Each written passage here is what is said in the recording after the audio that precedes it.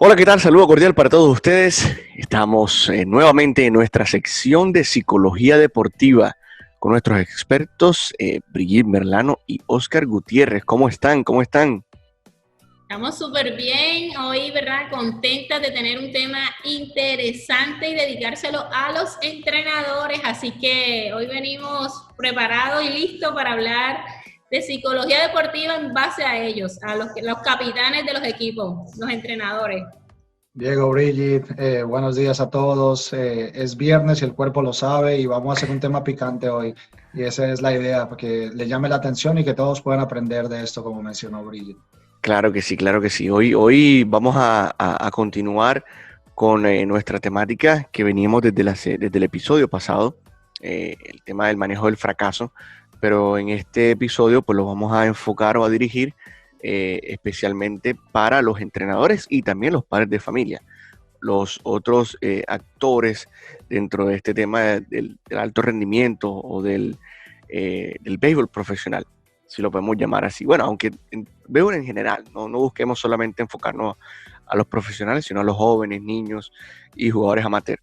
Entonces, hagamos un resumen, Oscar, como lo hablamos siempre de lo que hablamos la semana pasada. Oh, Eso, y darle un saludo a nuestros amigos de Venezuela que nos escribieron, me acordé, y quería hacerlo para esta sesión, ¿verdad? Que te escribieron a ti, Diego, ¿verdad? Que nos ven, nos siguen, así que un abrazo y un saludo súper especial a ustedes, que éxitos con esa tesis, me imagino que deben de estar en un buen proyecto y escogieron un lindo y hermoso deporte que es el béisbol, así que qué bueno. exactamente. Tremendo saludo, Brigitte. Gracias, de verdad, por resaltarlo, porque es muy gratificante que hayan personas ya reconociendo que esta labor y este tema de psicología deportiva que estamos adelantando, pues ya lo están valorando, si lo podemos decir así. Y de verdad que gracias a ustedes, que son los expertos y son los que saben.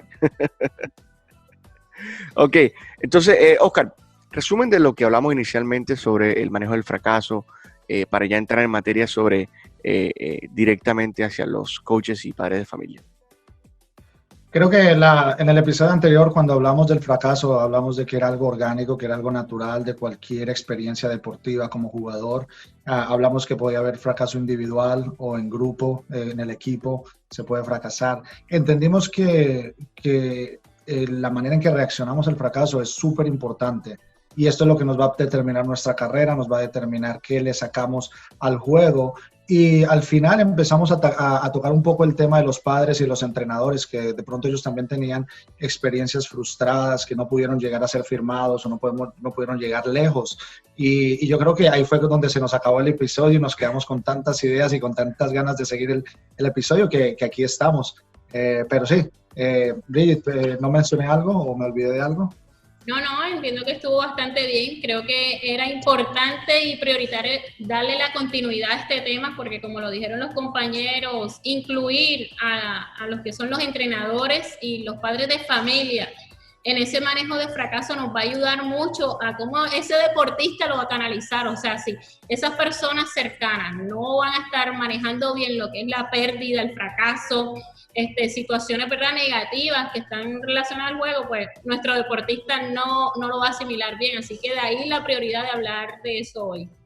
Bueno, y en ese sentido, Brigitte, ¿cómo se debe, obviamente, manejar o comportar o tratar este tema a nivel ya de coaches o de entrenadores? Bueno, hay algo, ¿verdad?, bastante particular, y yo creo que ahora hasta se me viene a la mente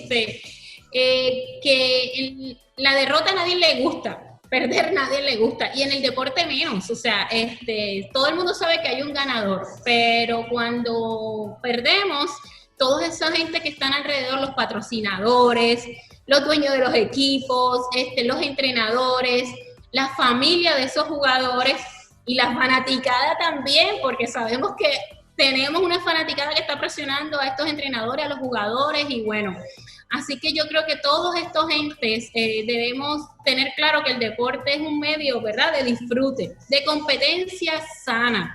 de competencia donde debemos valorar ese esfuerzo que realiza el deportista y que no todos los eventos van a salir como quieren y ellos mismos a veces tienen explicación. Entonces, aprender a que existen circunstancias de que en el deporte hay un ganador, nos guste o no, es algo que debemos asimilar como deportistas, como entrenadores y como, ¿verdad?, fanaticadas, como padres y como socios de un club.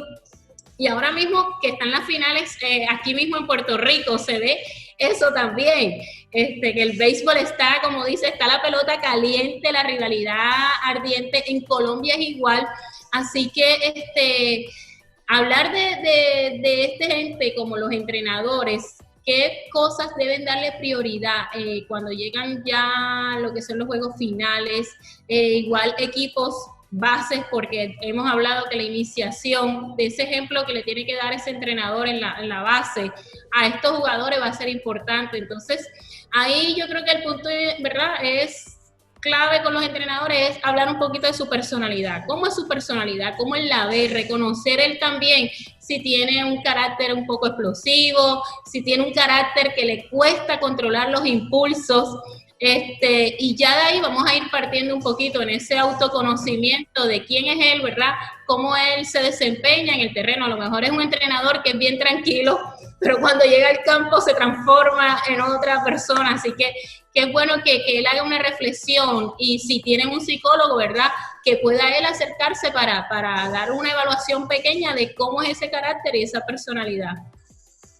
No, yo creo que hay que entender dónde estás en el parámetro de tu carrera como entrenador. Si estás entrenando y son unos muchachos jóvenes y son niños que recién están empezando a aprender las cosas básicas, los fundamentos del béisbol, creo que entender las prioridades de ese grupo de muchachos, que en ese caso sería que los muchachos aprendan los básicos, los fundamentos del béisbol.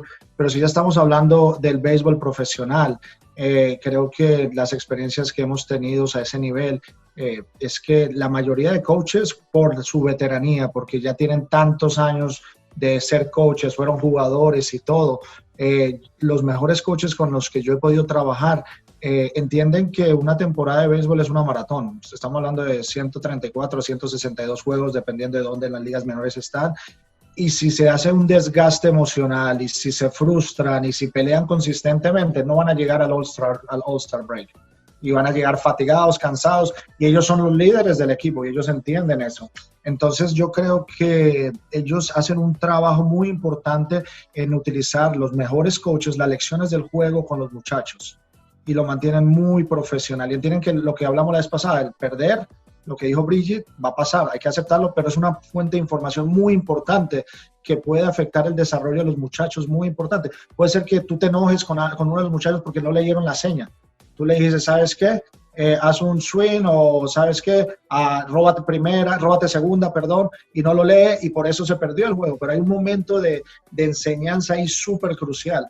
Y yo creo que otras cosas que los entrenadores hacen se enfocan en lo que ellos pueden controlar y qué pueden hacer para mejorar ese proceso de aprendizaje de los muchachos. Porque no importa si tú estás entrenando a niños de 8 años o estás entrenando en las grandes ligas, en los playoffs divisionales, hay unos aspectos que como entrenador puedes controlar y otros que no. Por ejemplo, si tú estás hablando de la parte de los muchachos, desarrollos de 8 años, van a haber papás que te van a decir cosas. Van a decir papás que te dicen, ¿por qué mi niño no juega y el otro sí juega? Entonces, cómo tú sepas manejar esas situaciones te van a determinar como coach en tu carrera. Entonces, son unas grandes oportunidades de aprendizaje.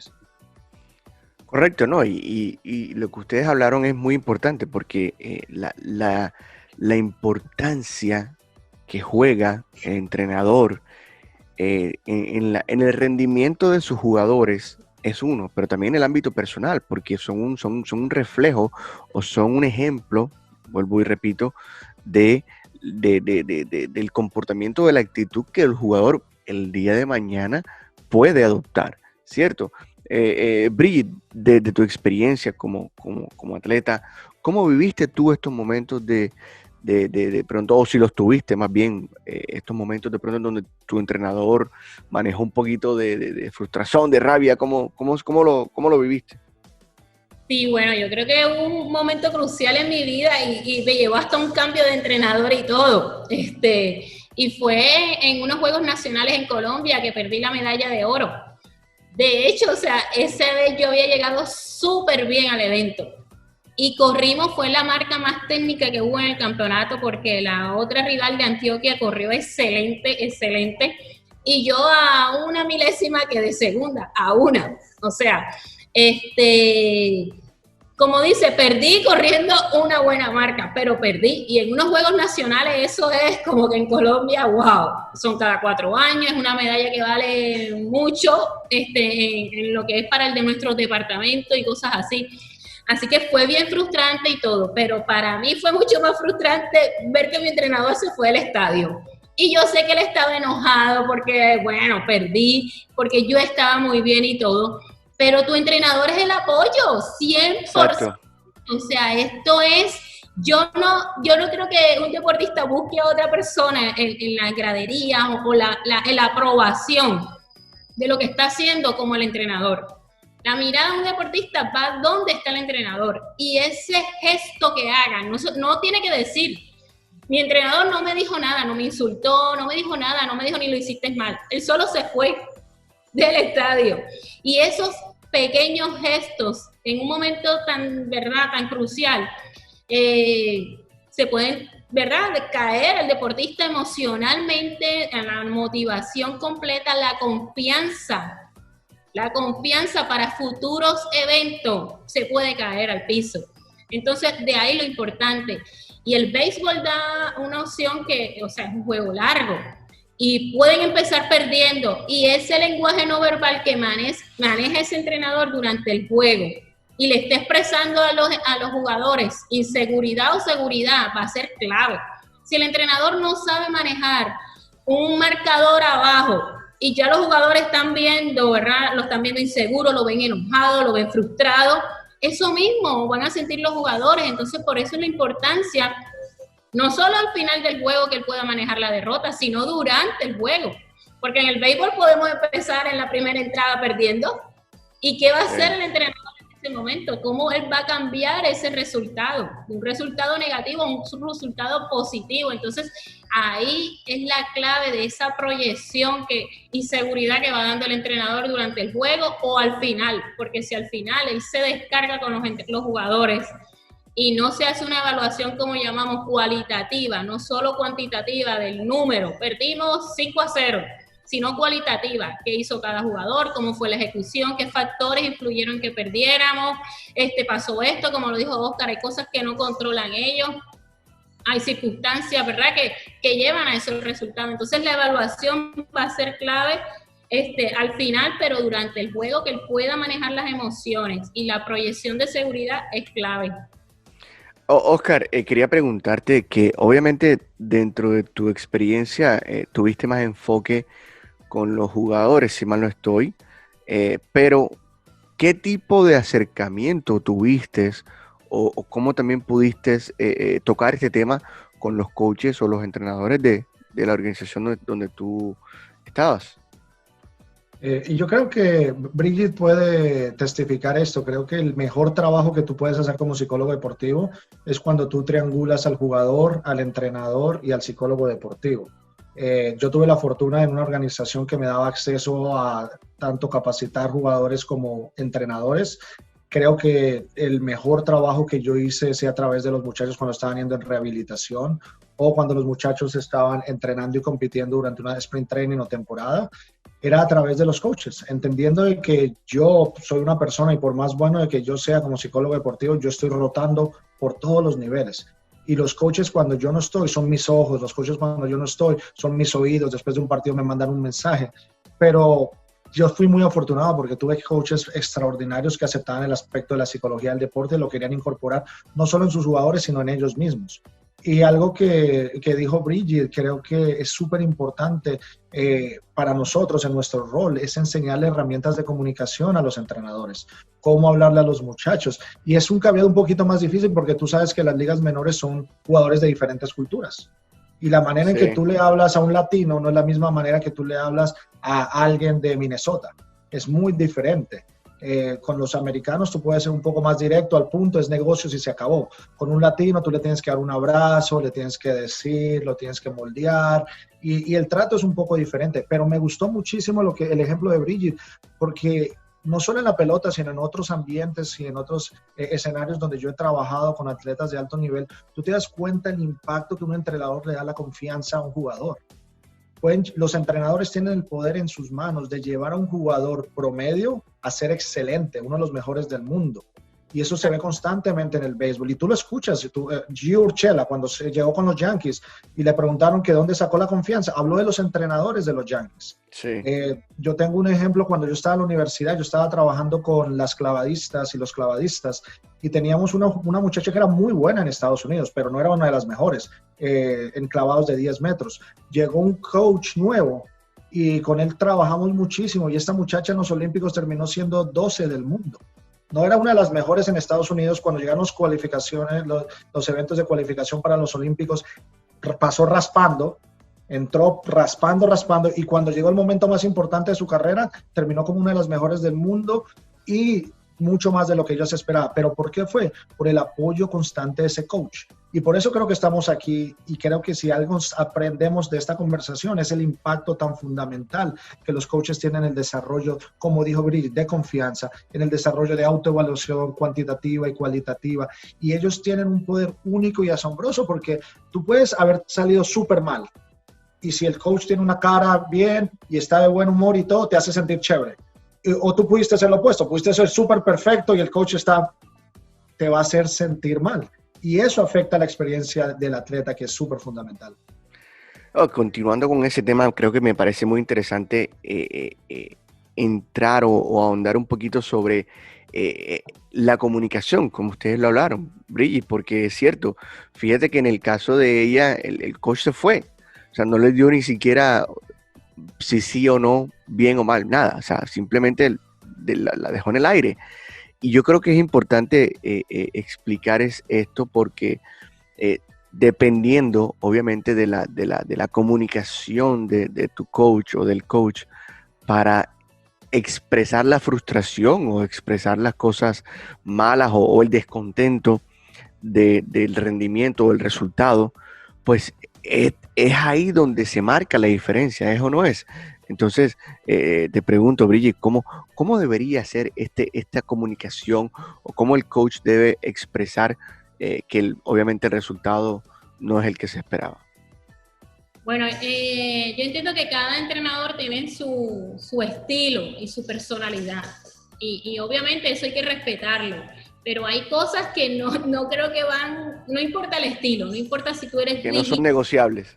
No son negociables y la comunicación en este aspecto no es negociable, decir no va a haber comunicación con mi deportista, se hace lo que yo quiera, es lineal y ese es uno de los factores que más influye en que sea un fracaso.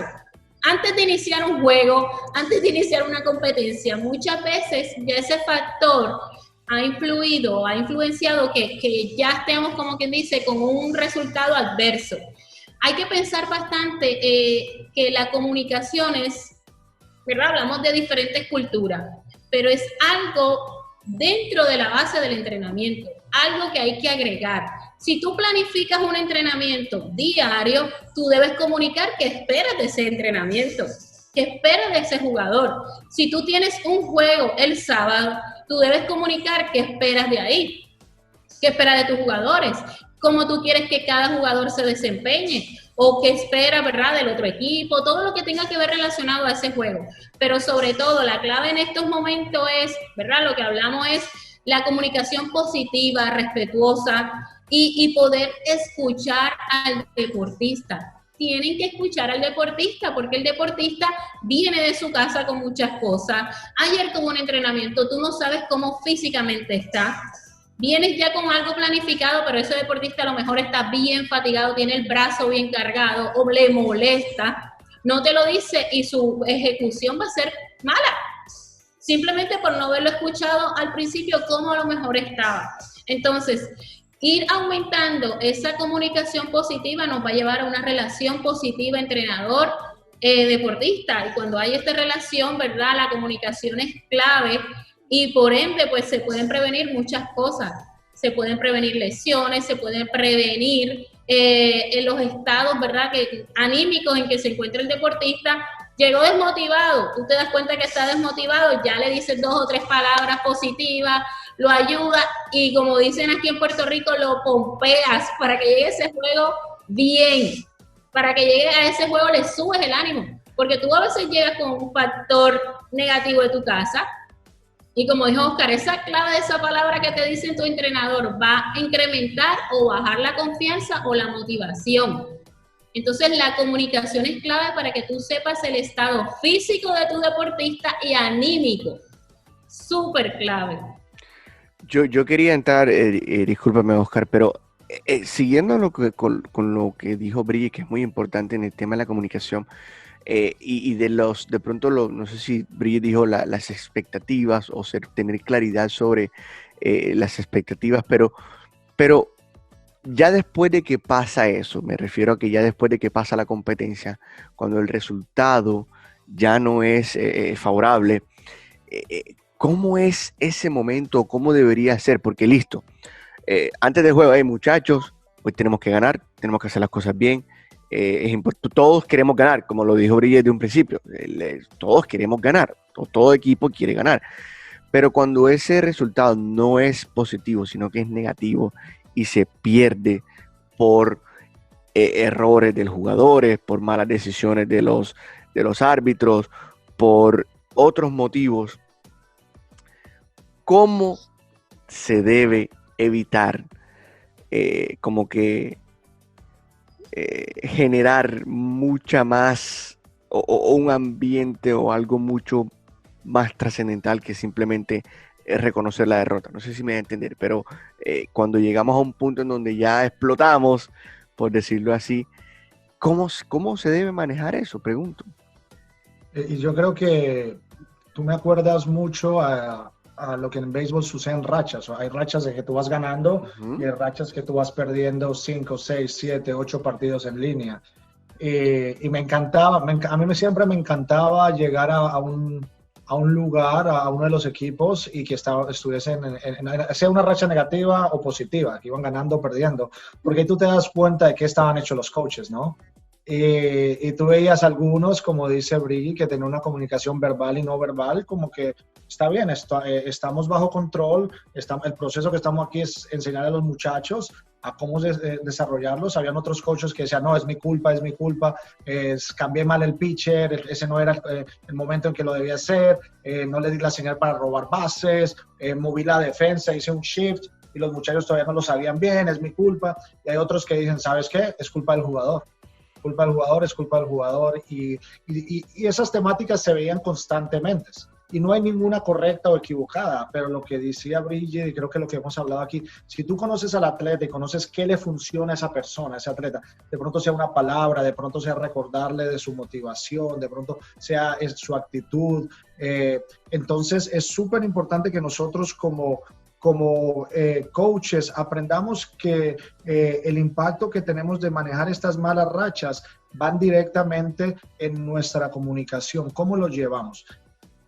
Mi hermano, está bien si tú estás frustrado, pero los mejores coaches cogían a sus otros coaches, a su coach de picheo, a su entrenador de pesas, a su departamento médico, a su psicólogo, después del juego, después de que se iban los muchachos, nos quedamos hasta las 2 de la mañana hablando, hey, ¿qué es lo que podemos hacer?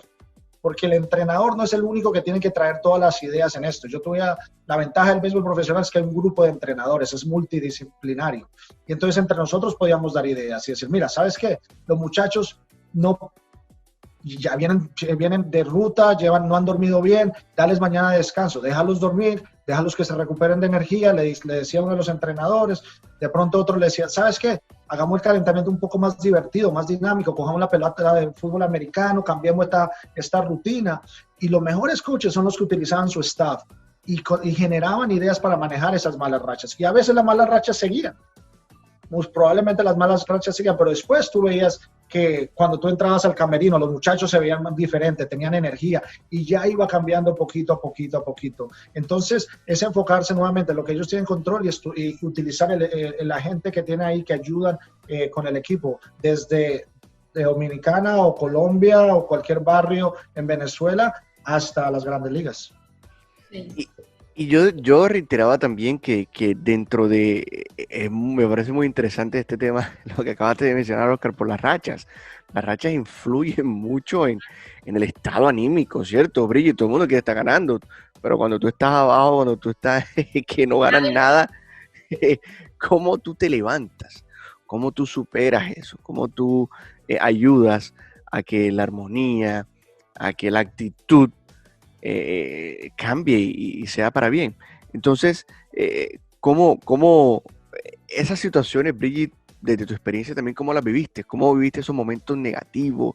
¿Cómo viviste esos momentos donde ambos, más bien, rachas positivas y rachas negativas? ¿Cómo eso afectó de pronto o influyó en el rendimiento?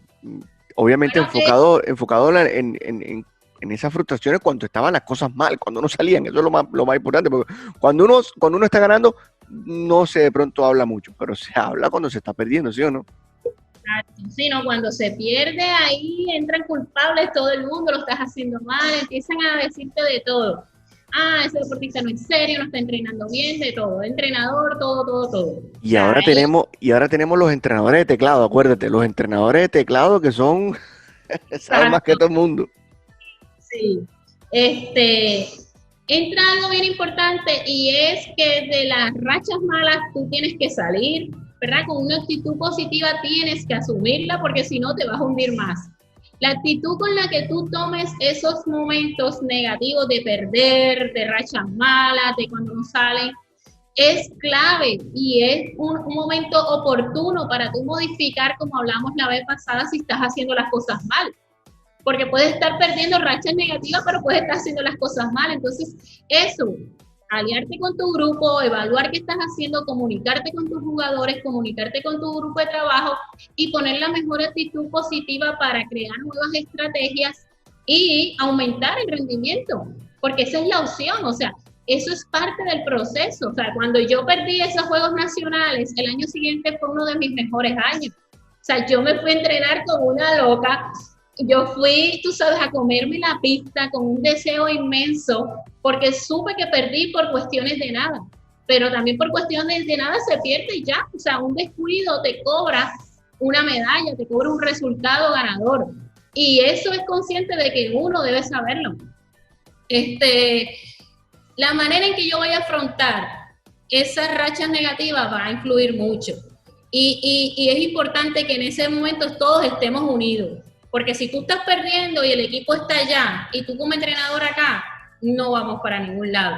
Pero si tú estás perdiendo y estás con tu equipo, ahí, como dice, el barco hundiéndose, pero van todos, como el Titanic, que el barco estaba hundiendo y los músicos seguían cantando la canción. Es esa manera, es la actitud positiva que le vas a poner. Te estás riendo yo con ese ejemplo. No, porque me acordé de un chiste que es más firme que los músicos de Titanic. Exacto. Es que tu entrenador y tú son así, o sea, nuestro equipo, ese equipo que tú manejas es tuyo. Entonces tenemos que estar en lo negativo y lo positivo. Y de las rachas negativas muchos equipos se crecen. O sea, se crecen que vienen y esos jugadores también. Entonces yo creo que la clave es la actitud que tú la tomes como un aprendizaje, como momento para salir más fuertes y que en el deporte nada está dado. O sea, en el deporte nada está escrito, como lo decimos. Se perdió. Evaluar. ¿Qué pasó? ¿Qué hicimos mal? ¿Dónde están las fallas? Aprender a escuchar. Tenemos que escuchar porque no todo lo sabemos.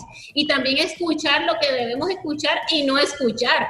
Porque también ahora todo el mundo opina y habla y eso puede influir mucho en los resultados.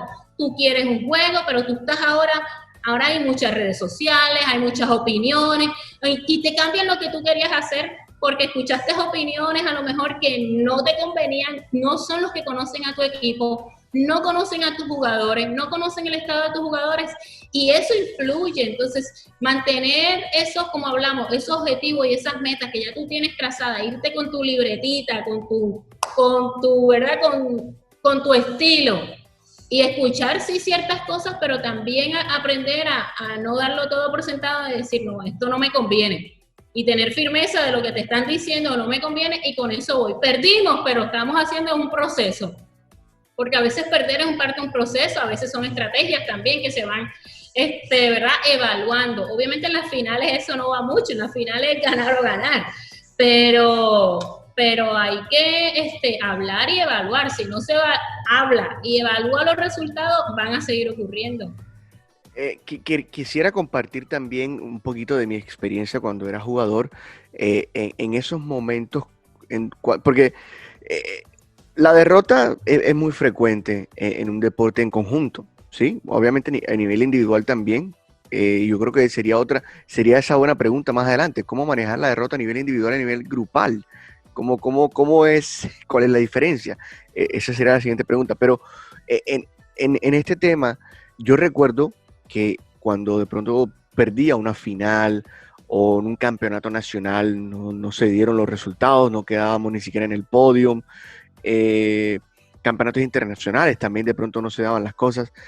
Yo recuerdo que en mi experiencia, los coaches que yo tuve, afortunadamente no tuve ningún coach de pronto como súper criticón, si lo podemos decir así, súper como que cortante o bien, no sé cómo lo voy a llamar, pero bien duro, por decir, o sea, duro sí, porque son coaches que tienen muchas altas expectativas, pero lo que quiero decir es que no recuerdo yo, en mi experiencia, cuando haber tenido como que una sensación de que mi coach verdaderamente como que transfirió esa frustración y ese fracaso del resultado directamente en los jugadores. No recuerdo haberla dicho y haberla vivido, perdón, pero creo que es importante porque en muchos casos no se da eso. En muchos casos son los coaches quienes inmediatamente como que atacan, señalan y culpan a los jugadores, y obviamente eso de pronto no creo que sea lo más conveniente, aunque de pronto en algunos casos pueda funcionar. Pero aprovecho y le pregunto a Oscar, ¿qué pasa cuando un coach transfiere la culpa o la responsabilidad directa del resultado en sus jugadores, y cómo los jugadores asimilan eso? Creo que me está leyendo la mente. Yo creo que hay un aspecto súper importante de las expectativas del equipo, ¿no? Y a veces los jugadores no hacen las cosas que tienen que hacer. De pronto no hacen o no tienen, todos los jugadores tienen un rol dentro de una dinámica de un juego de 9 innings o si se va a extra innings. Y yo creo que los coaches de vez en cuando está bien, no creo que tengan que desfogarse y frustrarse directamente con alguien que no tiene esas expectativas, no sigue en su rol, no es profesional, no hace sus trabajos. No creo que es la mejor manera. Y también puedes verlo fuera del terreno. Hay muchachos que obviamente salen a rumbear, no duermen bien, y son las expectativas del profesionalismo que ya hemos hablado aquí en varias conversaciones. Y esos momentos se definen, en mi opinión, cómo tú te modelas como coach, cómo tú te presentas como coach. Tú sabes que los coaches en muchos casos son la figura de papá que muchos muchachos no tuvieron. Y tú puedes hablar con Grandes Ligas, puedes hablar con cualquier colombiano que está en las Grandes Ligas y te va a decir, ¿sabes qué? Fulanito de tal fue un coach que me afectó, me ayudó. Y normalmente no son los coaches de Grandes Ligas, son los de la Fuerte, la de Dominicana, la de Arizona. Y te dicen, no, este coach, yo lo veía, él cómo llegaba al entrenamiento, siempre era positivo, o si yo la cagaba, él me dejaba saber, perdón, él me decía que la embarré. Entonces, esos muchachos, y yo tengo muchas conversaciones sobre ellos, hablan de esos coaches, y cuando ellos la embarraban, ellos decían, ¿sabes qué? El coach me hablaba, pero no lo hacía en público, no lo hacía me llevaba a una esquina, me llevaba a su oficina y me decía, mira, esto es lo que está pasando, estamos viendo, esto es lo que yo puedo hacer por ti, esto es lo que necesito que tú hagas. Entonces, para tu pregunta, yo creo que la mejor manera es, si tú estás frustrado con una persona, habla con esa persona personalmente, modela lo que tú quieres ver de ellos. La comunicación es una habilidad. Como coaches, comunicación directa. Estamos aprendiendo, cómo soy directo con esa persona, cómo le digo las cosas. Y también entender que cuando el grupo la embarra, hay que decirle al grupo. Pero el coach es fundamental, y yo lo he visto muchas veces. Los mejores coaches que yo he visto, cuando empiezan a hablar un grupo, dicen, esto fue lo que yo hice mal. Yo hice mal A, B y C. y se dejan el ego a un lado, dicen, no importa que soy un coach. No es como el típico video que vemos en la película que se para el coach en la mitad y empieza a hablar y te dice, centímetro en centímetro vamos a ganar. No, así no, eso no se ve en la pelota, eso no se ve todos los días. Pero los mejores coaches son los que son reales, son transparentes, modelan, dicen, yo la embarré, pero aquí es donde ustedes la embarraron, este es el plan que tengo en la siguiente semana. Lo mismo que dijo Bridget, esto es lo que vamos a hacer para mejorar. Tenemos que ser flexibles, adaptarnos, evolucionar y crecer. Sí, me recordó una vez cuando estaba viendo la serie de Michael Jordan, que hablaban del entrenador, que en la época en que estaba Dennis Rodman, fatal, de rumba, se la pasaba en Las Vegas, o sea, él terminaba un juego y se iba, y decían, pues vienen las finales, él lo puede hacer antes, pero en los playoffs y esto no. Y dijeron, no, el entrenador tiene que sancionarlo, sacarlo del equipo, todo eso, así no puede pasar.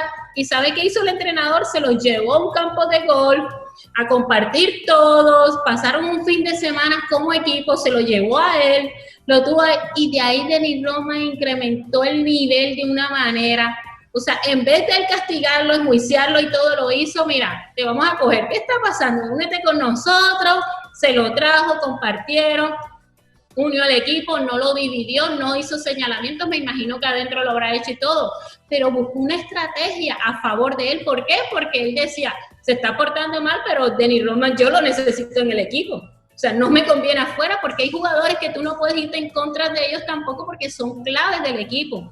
Así que buscar una estrategia positiva, porque eran unas finales. Él no podía ponerse de señalamiento porque también el jugador es clave y si no manejas bien la situación, el equipo va a perder y el equipo se afecta. Entonces, ¿cómo esa relación, en vez de ponerla negativa, aunque era negativa por parte de Dennis Rodman, que era irresponsable y todo lo que tenía que ver, él la cambió a una actitud positiva de él, lo comprometió con el equipo, lo unió con su equipo, y lo tuvo en una final con uno de sus mejores rendimientos deportivos. Así que esas estrategias, esos momentos a veces también de bajar el ego, porque el entrenador obviamente tiene que implantar carácter, tiene que implantar disciplina y todo, y cuando hay jugadores que no están haciendo eso, pues los demás esperan que tú tomes una decisión, pero también hay que poner el equipo a favor y que el equipo gane.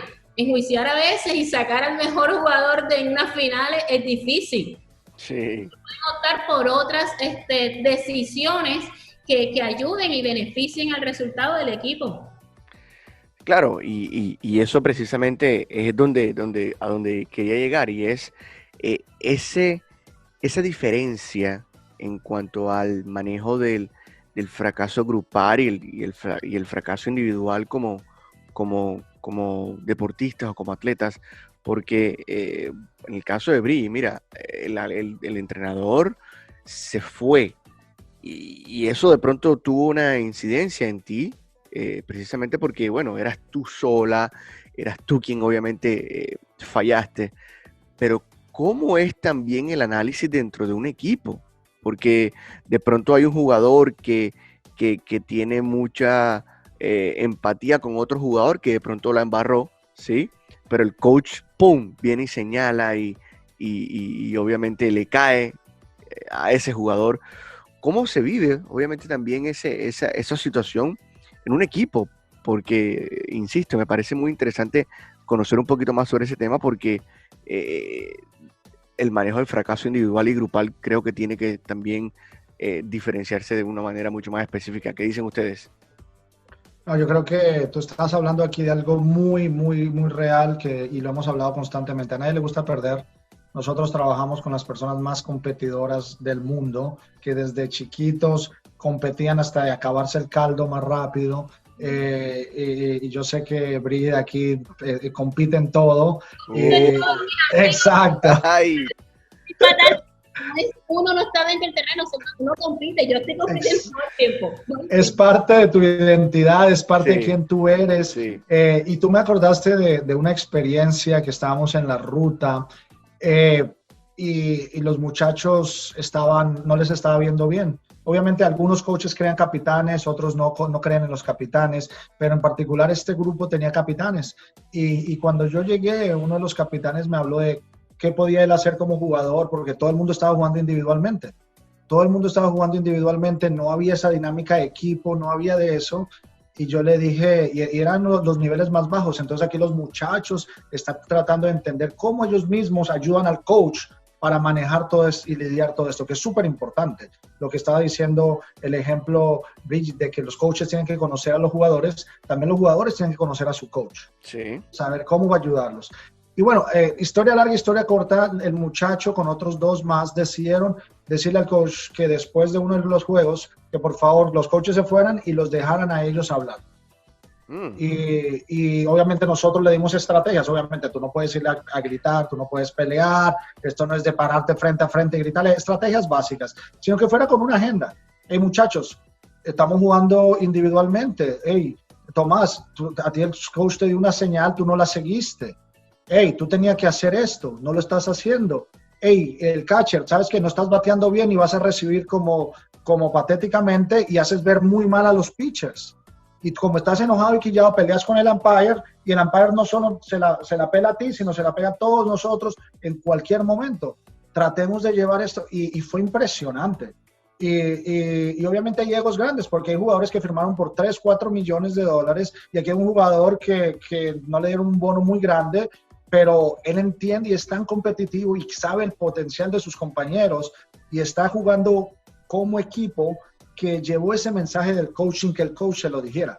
Porque el coach desde el principio, como hemos hablado, tenía expectativas, tenía ideas de cómo hacer las cosas y les decía a los muchachos de cómo hacerlos, pero los muchachos no lo seguían. Pero para mí fue brutal y fenomenal que un muchacho decidió tomar las riendas del camino y hacer a todo el mundo responsable de su rendimiento. No te voy a decir que eso solucionó porque perdieron 2 o 3 días siguientes, siguieron perdiendo, pero eventualmente ese equipo mejoró. Y lo más importante es que ese muchacho supo, muy joven en su carrera, cómo verbalizar, cómo hablar y cómo manejar sus compañeros que son superestrellas, que si él llega a grandes ligas, le va a tocar. Hay gente que tiene contratos mínimos y hay gente que tiene contratos de 30 millones. ¿Tú cómo le hablas de tú a tú? Y eso me encantó. A mí me encantó eso de Bauer.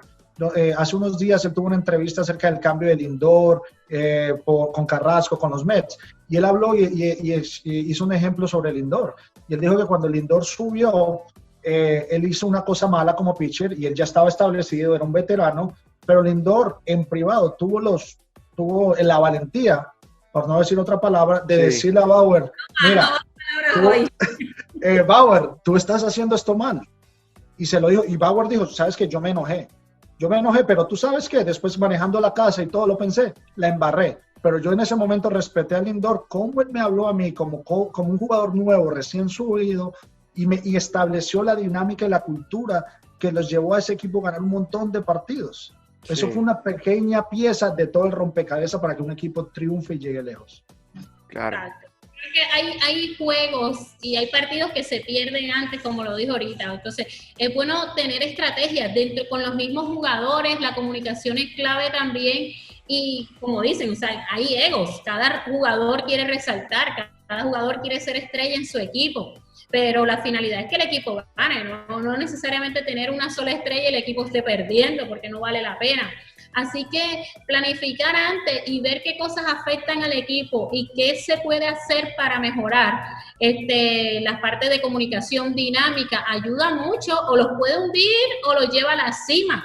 Hay equipos a veces con un rendimiento no tan cual o con una nómina no tan buena como el otro y ganan porque esa gente se comunica, mira, pero perfectamente, se apoyan, y lo que decimos, esa parte de la confiadera, vamos otra vez con esa palabra, con ese estarse estimulado bien, comprometido con tu equipo, y ese compromiso te lleva a decir, mira, yo voy a correr por esa bola hasta el final, voy a hacer esto, o sea, voy a hacer lo otro, van a entregarse al 100%, entonces hay que buscar las estrategias antes del juego y ese entrenador ir mirando todas esas piezas y ¿verdad? Trabajar con eso, trabajar antes y nada, vamos a esperar que en este diálogo con nuestros entrenadores puedan valorar lo que es ese manejo de la pérdida, de la derrota y sobre todo de las emociones durante el juego.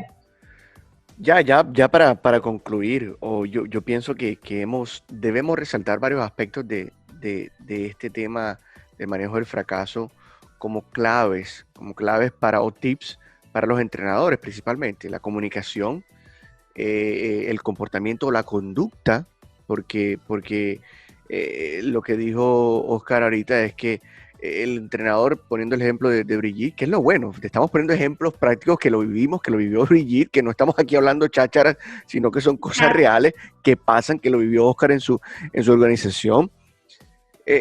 Tú no necesitas que decir algo, si solamente con el gesto, con tu lenguaje corporal, como coach, ya estás transmitiendo lo que quieres decir. ¿Sí me entiendes? Entonces, es importante eso.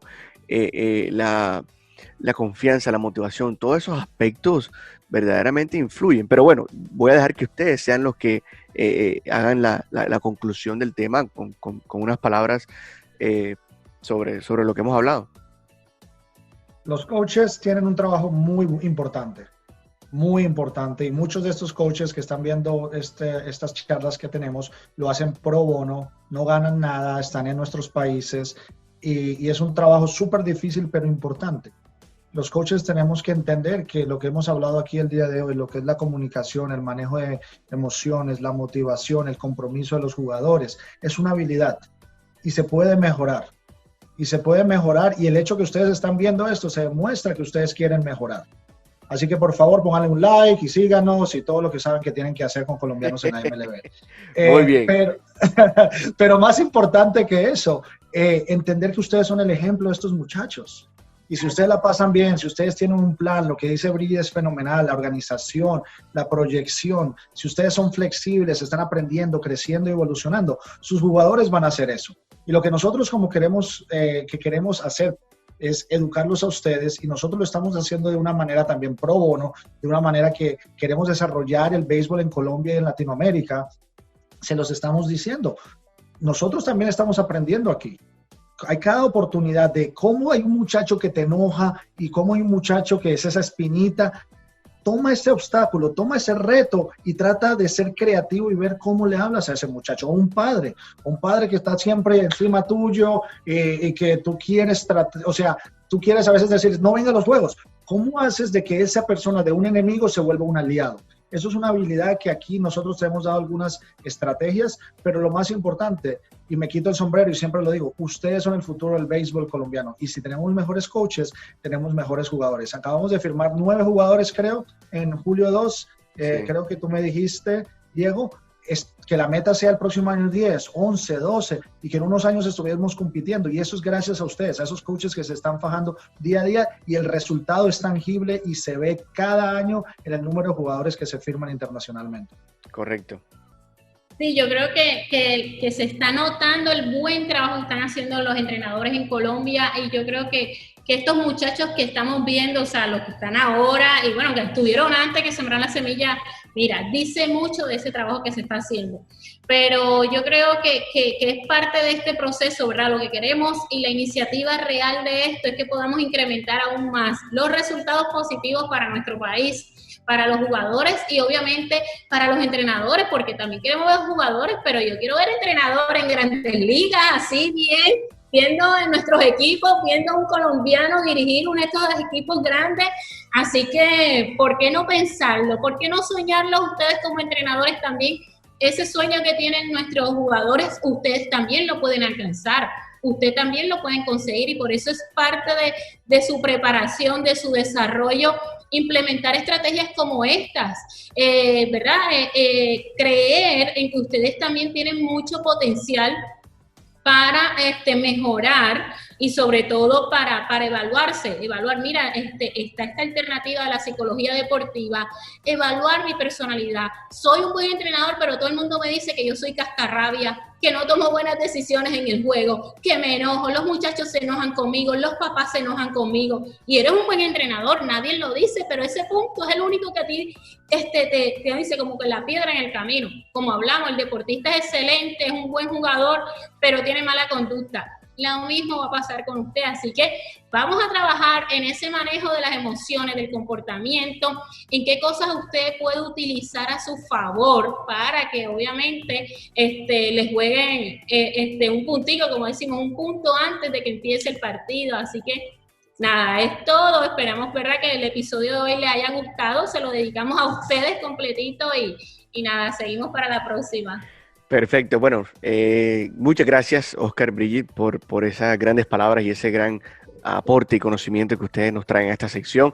Les agradezco a todas las personas que se conectaron, que estuvieron aquí con nosotros durante este episodio. Por favor, suscríbanse, envíenle este episodio a todas las personas que ustedes consideren que necesiten o que les va a servir este tema de psicología deportiva. Entonces, nos vemos en una próxima oportunidad. Muchas gracias. Bye. Gracias.